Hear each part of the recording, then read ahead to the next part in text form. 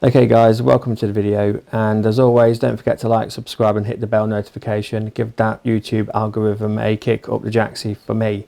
I'm a new channel, so I'm currently at, I think it's 83 subscribers, so don't be put off by the low subscriber count. I want to put some decent videos out there. Today's video, really, it's not so much a rant as a worry, and I think it's something that a lot of people worry about when they're out and about with their gear, and that is, will I be safe whilst I'm out and about with expensive equipment?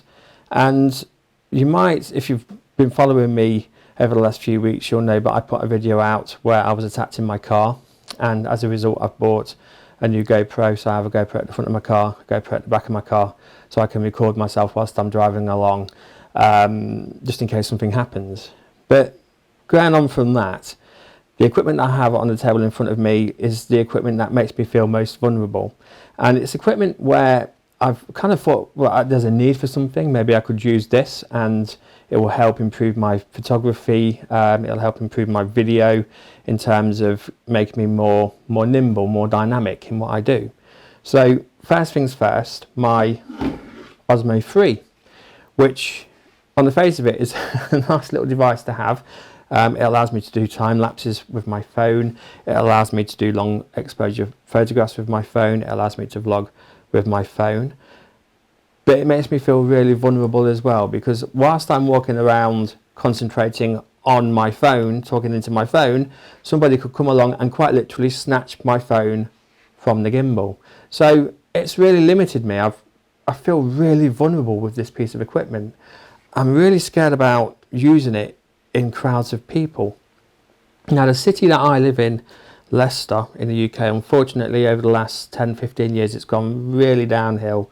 It's become, quite frankly, a rough, not very nice place to be, especially at night. And I do a lot of night photography and a lot of night work, and carrying this thing around, talking into this, concentrating on this means that I'm not necessarily looking at about what's going on around me, and so that for me is worry. So I've found myself using this less and less, and I'm at the point now where I think, should I sell it? Because I do feel so vulnerable. I've got a £1,000 phone, Samsung S20 Plus, on a gimbal that's not worth that much. It's only about £100 or $100. This is the valuable thing. This is the thing I can't lose. And if this is snatched away, I can't even call the police to say it's been nicked, because I've got no phone. So that's one piece of equipment that makes me feel really vulnerable. Another thing is my drone. So a few years ago I was out flying a Phantom 3 standard drone. The drone was some distance away and a gang of blokes surrounded me, started laughing and joking, and I felt so vulnerable, because now I've got a drone in the sky. That drone's got to come back before I can get away, and when it comes back anything could happen. They could steal it from me, they could beat me up, who knows. And I've had problems in the past flying drones anyway with people where they've come over and they've given me loads of abuse. On one occasion, some council officials, Leicester council officials, were very abusive, to the point where I thought one of them would actually hit me, and they followed me out of the park where I was flying my drone. It wasn't even a park actually, it was a meadow. They followed me in their van behind me very slowly, in a very aggressive fashion. So it does make you feel vulnerable, and these are Leicester council officials. So what I did is I bought myself this cap, which allows me to put a GoPro on the front, GoPro 7 here, and I started using it, and then I felt really vulnerable, because what's to stop somebody from just ripping the cap off my head and running off with my GoPro? So I bought this to make myself feel a little bit more secure whilst I was flying this, and then came to the conclusion, but actually this probably just made me a little bit more vulnerable, and so where's the logic in that? So that's just what the hell. It's almost like there's nothing you can do to win at this game. So another thing that I bought over the last year was this DJI Ronin SC gimbal, which is a lovely piece of kit. There are some issues with it which I will go into in another video, such as this release mechanism where you turn this kind of switch and it releases the handle, which is also a battery. But when you're using a gimbal, you could accidentally hit that and then your camera and your gimbal hit the floor. Not a very good design feature, but that's something else.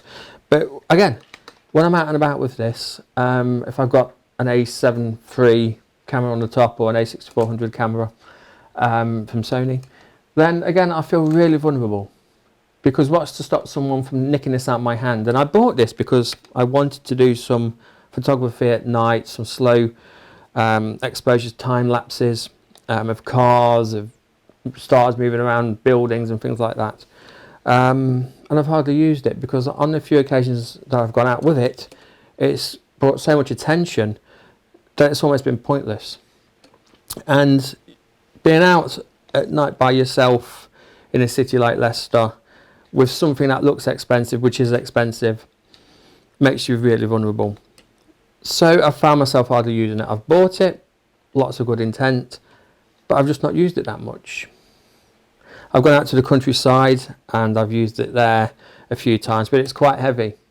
And to carry this in a backpack with my camera, some lenses, a tripod and so on, quite frankly, to get to a nice spot in the countryside and use this is a real killer. Because sometimes it might be 1 or 2 miles of an inclination of, I don't know, 10, 15 degrees. It just kills you. It kills your back, kills your shoulders. By the time you get to the top to take your pictures, to do your video, you're so knackered. Your creativity has just gone down the pan. So this is another thing that I hardly ever use. I have a Interfit, I forget what the designated name of it is now, but I have an Interfit high-speed sync flash, which is 500 watts. And that's a massive thing. I've only ever used that once and taken it out twice, and I bought that 2 years ago. So I do think to myself sometimes, why the hell do I buy my equipment? Because I don't use it as much as I should. My A7 III, with the 24-105 lens on, this combo is about, what, £3,000? It's worth about £3,000, or what, $3,000. It's about the same equivalence. So you've got $3,000, £3,000 around your neck, and you're walking around a place like Leicester. Again, not the easiest. It's just not the best solution. So whilst obviously I'm not going to get rid of this camera, it has limited me as a photographer in terms of where I can go, what I can do. It's affected my creativity somewhat. Blasted people, eh? Blasted people. But it has affected me. And if I hadn't have had problems in the past, I'd be probably a little bit more naive, maybe not quite as safe as I am now, because I do think about things a lot more. But I tend to use my gear when I'm really out there alone, and there's no one else around at all, especially with the drone, because I get so much drone hate. It's just ridiculous. One thing that I have found which helps, and this is a bit of a sort of I don't know how to explain this really, because this is a really cheap camera. This is my Fuji X-T1, which this came out in 2014, and I think it was discontinued in 2016 beginning of, and this camera cost me £400, and I have the cheap kit lens on here, and this camera and this lens has allowed me to get some images that I'm really happy with, and it's relatively cheap. And if this was stolen, it wouldn't be as much of a blow as if this was stolen. And yeah, you can talk about insurance all you like, but the reality is insurance companies don't want to pay out, and they'll find any loophole, any clause in the small print to try and get out of giving you your money back. There have been so many photographers that have thought they were insured, thought they were protected, and some stupid clause somewhere, well, it's not stupid, it works for the insurance company, but it's basically meant that they've lost their gear, and they've been paying their premiums, and then now they're not going to get anything back. So just be wary about the insurance thing. You know, being safe and using your brain is worth a lot more than some insurance, whatever it is. And the other thing is, if you do get mugged, you could end up seriously hurt, and you can't really insure yourself for yourself. Yeah, your relatives might get the money, but you probably won't, because you'll be gone in the worst case scenario.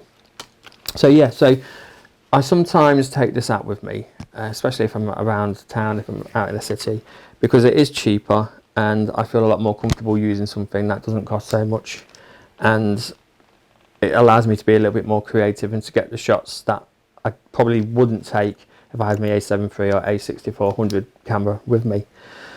So I'm not really offering much in the way of solutions. It's not a rant, but it's more to do with opening up the forum for discussion. How do you feel about using your gear? What do you do? Do you buy equipment and then once you've bought it, not use it because you're scared to, because you're not sure about the environment that you live in? Maybe you'd like to go out and get certain shots around town, around the city, some nice dynamic street photography, for example, but you're scared to because of people, because of what might happen to your equipment, because of what might happen to you. There's been many instances where people have been walking, doing street photography, night photography, and some blokes come up to them and had a go at them and said, you know, things like, were you taking a picture of my girlfriend, of my wife, you know, and they try and cause a fight, and it's just ridiculous. The amount of absolute morons out there that just want to cause trouble, it's just disheartening, quite frankly. Makes me embarrassed sometimes to be human. But yeah, I'm a bit pissed off because right now in Leicester where I live, it's 2 more weeks of lockdown. The rest of the country is allowed to get out and about, and I'm pretty much limited to walking around Leicester, taking images around Leicester. And I'm really limited now because, quite frankly, the gear that I have is difficult to use, I feel, safely in this particular city. And that's a real shame. So I think I'm going to be using my Fuji a lot more, and that's probably going to be as much as I use. I'll see how I get. I will do a video on just using my Fuji because it's an old camera, and I would like to do a review of that for 2020, and you know, hopefully you'll stick around for that video. But yeah, that's pretty much it. I suppose the best you can hope for really is just be careful, go out when you feel it's safe, keep your eyes wide open, especially if you're carrying a backpack full of expensive gear, especially if you've got something like a Ronin gimbal with an expensive camera on the end of it. It might be safer to go out in a group of 2 or 3 people, and maybe that's why photography clubs perhaps aren't such a bad idea, although I often find photography clubs tend to be filled, well not filled, but they tend to have just enough rogue personalities in them to make them uncomfortable places to be. But that's just my experience. I generally like to be by myself. But yeah, I guess that's it. I mean, do you have any ideas, any solutions? Please write a comment and let the rest of us know. And until next time, see you later. Get out there, be safe, and do something interesting. Bye.